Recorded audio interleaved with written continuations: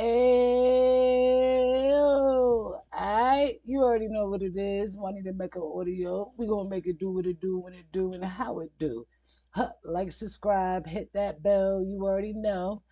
Listen, I actually want to take it to a little story time, real quick. I heard everybody out loud and clear when y'all said that y'all want to, you know, actually hear a little more about how it was when I grew up without my father, Unique Mecca Audio. Like, subscribe, hit that bell for him too. You already know how it was growing up without him. And I be trying not to get a little emotional because I be like, I be trying to hold it in, but I'm gonna talk about it, and I hope that this could actually help others that either going through it now. I got children that's going through it to help get through them if they're going through hard times. So let's get right to it. You already know. Let's ride. So, basically, when I was growing up, I grew up, as I said before, if you've been watching my stories, I grew up in the suburbs. So, mostly everybody that I chilled with or was around, I seen had a mother and a father in their home. Of course, I will get asked, "Oh, is your mother and your father still together?" Oh, yeah, of course, my mother and my father still together. I'm not gonna lie about that because that's what it is. But then they'll also ask, but I ain't. Yeah, they'll also ask, oh, so everybody lives at home. No, my father doesn't live there. I gotta make up a story. I was making up a story for whoever the person was who I was talking to at that time, because for me, it was easier to lie. Agree, disagree. It was easier to lie about where my father was, opposed to saying that he's incarcerated. Because you got to sit there explain, what did he do? And the first expression they probably goes, "Ooh, really?" No judgment over here. Do you feel me?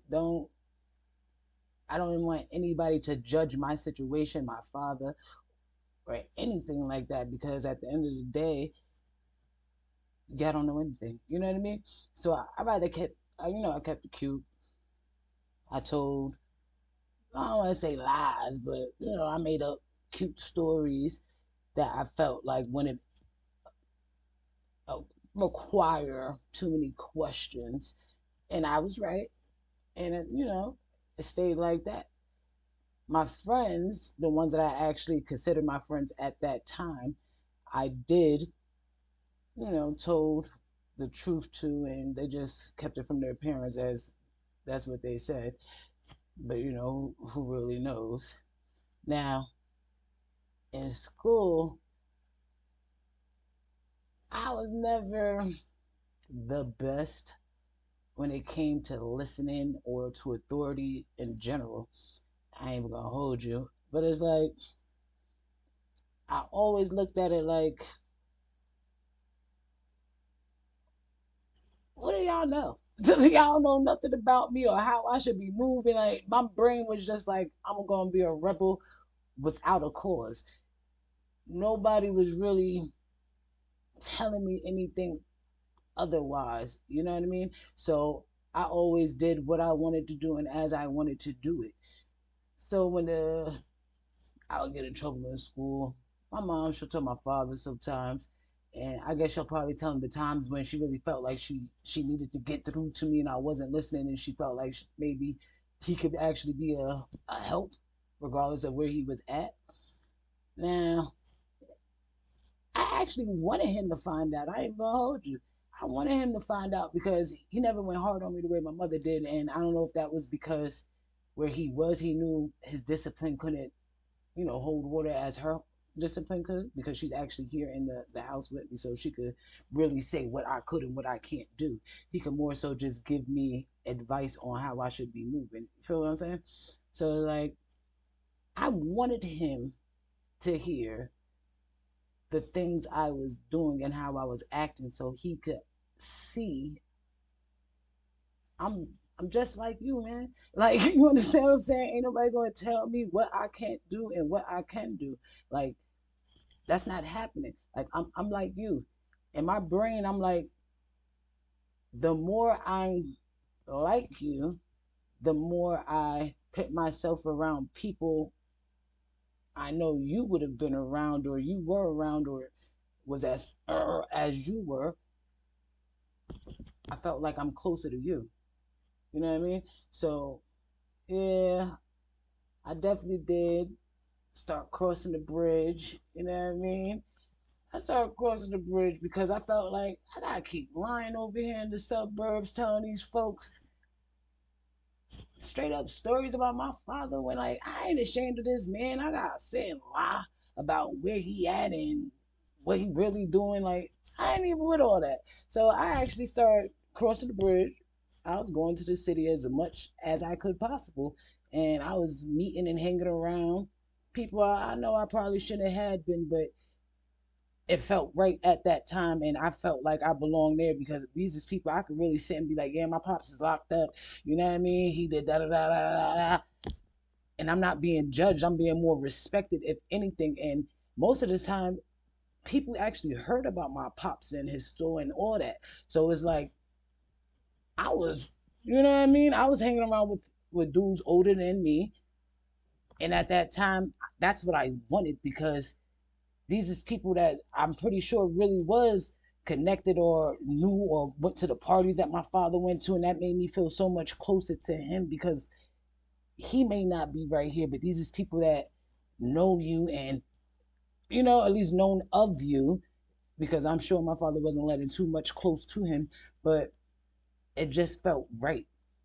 And because of that, it felt right for me to get in trouble. It was easier to get in trouble than it was to stay good, you know?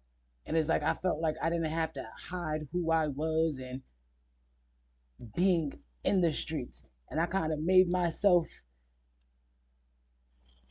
the like the female version of what my pops was doing or whatever. I was doing it a little different though. Like I was never pushing drugs or anything like that. I was more so on the I'm gonna take and I'm gonna take and I'm gonna take. You understand what I'm saying? So I'm one of those, you know. And when I did my taking, sometimes it was with aggression, sometimes it was with personality. It depends on where I was at, where I was moving, how I was moving, what I was trying to get, and what I was getting at that time. Now, none of that is right, and I wish, not even I wish, because as I always say, we supposed to go through what we went through like nothing's a mistake. We suppose everything that happens is supposed to happen because it makes us who we are today, and we wouldn't have been able to learn and be strong enough to deal with all the other good and big blessings that's coming our way now and even soon to come.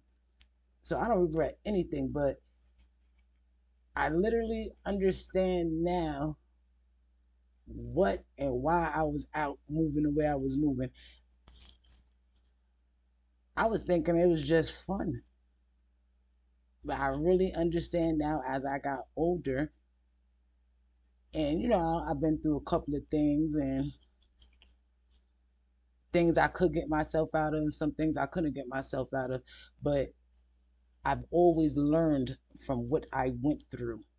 And I wish I had someone at that time that I could talk to that actually understood and wouldn't judge or just shut me down for feeling how I feel or telling me, oh, I don't understand that. How you want to be closer to your father just because he locked up?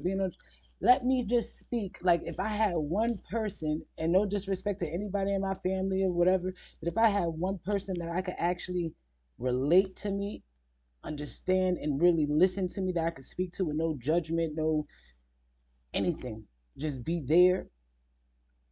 I'm pretty sure things would have went a lot different. But as I said, everything happens for a reason. Now, it was so easy for me to be where I was. And it's true what they say, you are who you hang with. So a lot of things I definitely wasn't even doing before I got out, hitting them streets, being around the people I was being around. But once I seen what they was doing, and I knew it wasn't right, but it seemed so easy. Like I could pull that off. Like what I'm trying to say, and I was just doing what I was doing, and there was no need for half of the things I did. But when I tell you I got away with so much, I look at it like it always comes back to get you, and you always got to pay for what you did in some form, regardless if that was that which you got in trouble for. It's always going to be somewhere you're going to hold accountability for what you've done. So it's very important, if it's you, if it's somebody you know that's going through it, just listen and be there for people sometimes, because a lot of times we don't want anybody to speak. We just want to talk to you. You ain't got to agree with me. You ain't got to not agree. Just say nothing. Just let me get it off my chest. You understand what I'm saying? Because it's hard. It's hard.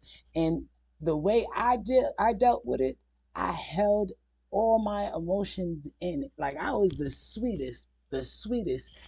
But at the same time, I was so mean. You understand what I'm saying? And it was so easy to be mean than to be that nice, where I'm gonna let you play me and I'm gonna end up getting hurt later. So at the end of the day, I wouldn't even let you get that close to be able to hurt me. You understand? So my evil was my protection within myself. So sometimes when people, young girls, I would say the most, because I definitely grown out of it as I got older, but young females, when you see them and all this and always back talking and getting so defensive off the smallest things that you may think is small and minute, or whatever the case may be, but to them it seems so big.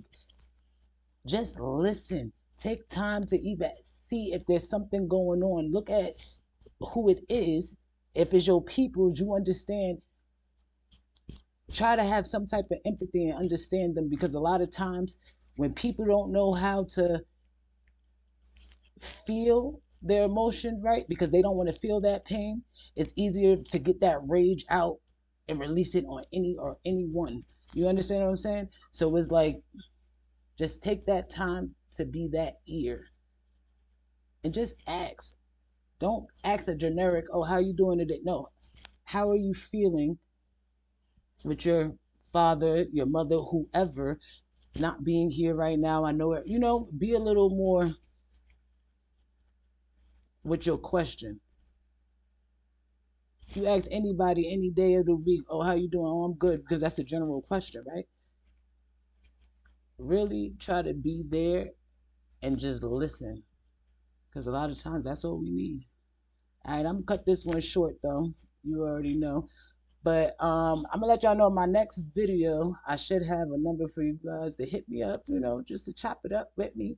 I did do a little poll on that too. I seen it's better to do the phone number, so I should have a number for y'all the next video. You already know. Look, we're gonna take this one out of here. You already know what it is. Mecca what? Mecca audio!